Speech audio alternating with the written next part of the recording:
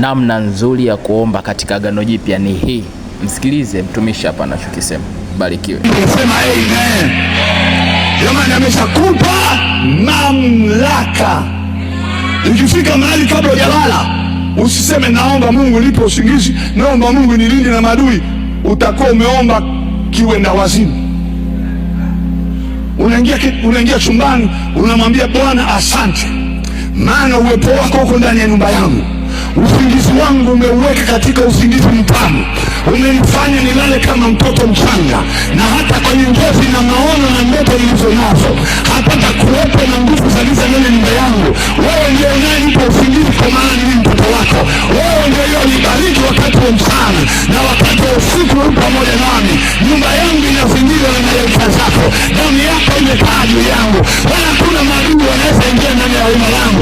Unaongea hayo, sio unasema Baba naomba, Baba naomba, Baba nilinde. Ujinga gani huu? Hebu nyanyua fahamu zako, jitambue wewe tayari umeshapewa, umeshafunikwa, umeshawekwa juu, umewekwa juu ya utawala. Uonyesha uwepo wa Mungu, tamka baraka za Mungu, sema wewe mwenye haki apige kelele, sema amen. Unakuta mtu linaomba likijionyesha halijaokoka, linajionyesha halijasamehewa, linajionyesha halijaponywa. Ukitaka kuombea watoto wako, tamka maneno haya. Mnanisikia ni Wakristo? Halo. Ulisema uzao wangu ni uzao uliobarikiwa. Ulisema watoto wangu kuanzia mzaliwa wa kwanza, yeye ndiye mtawala, yeye ndiye anayemiliki mpaka wa mwisho. Hakuna maadui atakayeshika. Tumbo langu umesema ni tumbo uliobarikiwa. Hakuna mtoto wangu ataomba chakula, wala atakayetembea barabarani hana kazi. Ulisema uzao wangu utamiliki malango ya maadui zao. Ulisema nafurahia baraka za watoto wangu, nikiwaona nawaona uwepo wako juu yao, naziona nguvu zako juu yao, nawaona wakimiliki na kutawala. Sio unaanza kusema Baba wafungulie mlango. Alishakupa ufunguo, wewe fungua.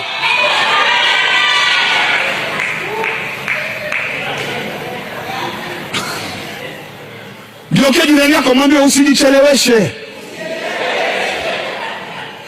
Piga kelele, sema sitachelewa tena. Sema nimeshaelewa jinsi ya kuomba. Piga kelele, sema watajutia sasa. Iko hivi ndugu zangu, iko hivi. Maombi ya kwangu leo sio mahitaji. Maombi kwangu sasa hivi ni sifa na shukrani. Halo? Hata kama sina pesa mfukoni, unaanza kuzungumza, Bwana Yesu asante, maana hujawahi kuniacha, hujawahi kunipungukia. Na hujui utakula nini, haujui utaanzaje, utatokaje. Unaambia najua kwamba uwepo wako unanizunguka. Wewe ndiye Bwana, wewe ndiye mchungaji wangu, sitapungukiwa na kitu. Katika malisho ya majani mabichi, wewe unaanza kuongea maneno mpaka unasema uliutoa uhai wako ili mimi ni enjoy. Alafu unageuza. Shetani, unasikia maombi?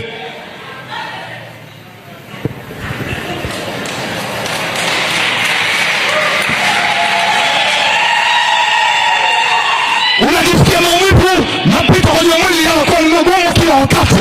Unasema Bwana Yesu asante, maana mwilini mwako ulichukua magonjwa za kila aina. Ulichukua magonjwa ya figo, ulichukua ya ini, ulichukua ya moyo, ulichukua magonjwa ya mishipa na damu na nyama na mifupa, ulichukua magonjwa ya mawazo, ulichukua magonjwa ya akili, ulichukua magonjwa ya kila aina. Na kwa kupigwa kwako mimi nimepona, na ninapokea alama za mwili wako, napokea chapa zako ziko kwenye mwili wangu, alama za uzima, alama za afya.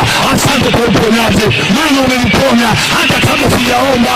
Ulishaniponya tayari, ulishanibariki mwilini mwangu, sitateswa na magonjwa tena duniani. Bwana asante, maana ninajua wewe umeakaa humu ndani, na huu mwili ni hekalu lako, na atakaye kuja kuharibu mwili umesema mwenyewe unamharibu wewe. Sasa angalia Mkristo, Bwana Yesu naomba niponye. Niponye Bwana. Niponye. Anaulizwa Yesu kule na Baba,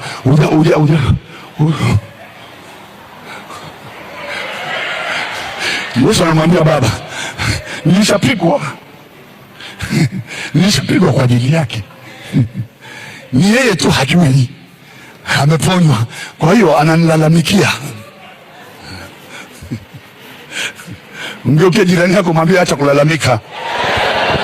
Mwambie unajifanya unaomba, kumbe unalalamika.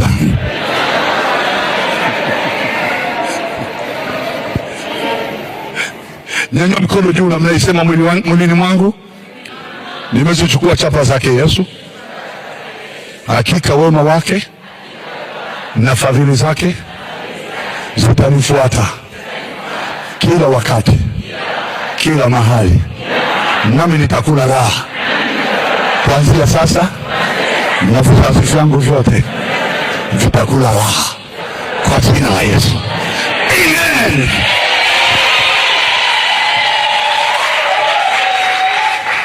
Wangapi wamenielewa? Ndio naondoka hapa. Agano Jipya ni agano lililokuwa limekamilisha, halina muombaji.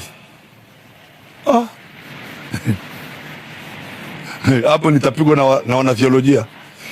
Halina mwathiriwa.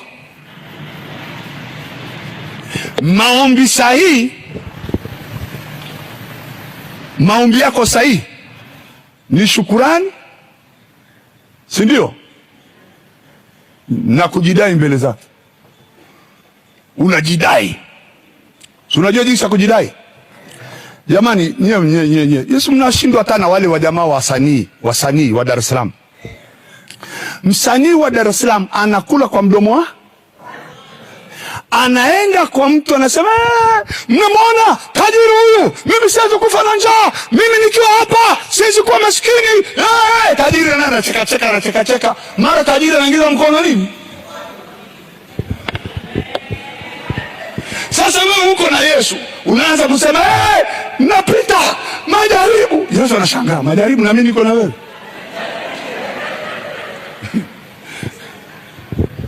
Yohana 17 yalikuwa ni maombi ya mapatano kati ya Yesu na Baba. Walinde na yule mwovu, wala usiwatie majaribuni. Amen. Mwambie mwenzako, siruhusiwi kuingizwa kwenye mtego wa majaribu. Piga kelele, sema, kuanzia sasa mlango wa majaribu ulifungwa. Mimi niko Sabato, niko kwenye uwepo wake, vita vimekoma. Haleluya. Vita vilivyobaki ni elimu inayepingana na Mungu kwenye akili yako. Usinichukulie mahubiri ya mfalme Daudi ametiwa mafuta na Samueli. Tafadhali naomba usinilinganishe naye. Unanisikia? Mimi sio Daudi, mimi ni Absalom. Tena unikome.